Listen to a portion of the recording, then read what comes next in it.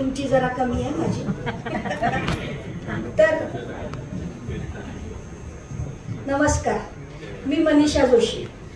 अरविंद दादा आणि माधुरी यांची आमची ओळख गेली 4-5 वर्षाचीच आहे.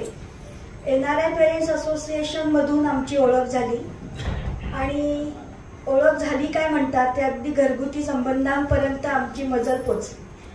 कारण माधुरी आणि अरविंद दादांचा स्वभाव ते इतके दिलदार आहेत दोघही जण की आम्हाला कधी दुसरं घर वाटलंच नाही. काही झालं की पहिला फोन माधुरीचा.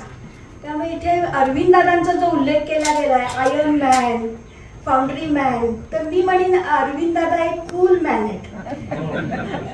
कारण त्यांना कधी मी रागवलेलं बघितलंच नाहीये. सतत कुठेतरी फिरत असतात. कोल्हापूर, बेळगाव, सोलापूर, दिल्ली, रायपूर. मी माधुरीला नेहमी फोनवर म्हणते, अगं किती फिरतायत ते, जरा थांबव त्यांना.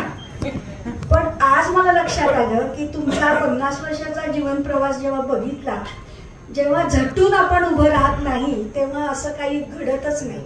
म्हणजे झोकून काम देणं कसं असतं आणि तुम्ही का फिरता हे आज मला कळलं. तर आता मी माधुरीला कधीच म्हणणार नाही अगं थांबव त्यांना म्हणून. दादा तुम्ही असेच फिरत राहा, खूप छान छान छान छान काम करा. आणि आता सगळ्यांनी ज्या गाण्याचा उल्लेख केलाय ते खरंच तुमच्यासाठी अगदी अप्रोप्रिएट गाणं आहे की रुक जाना नहीं तू कहीं हार के, रातों में चल के मिलेंगे साए बाहर के.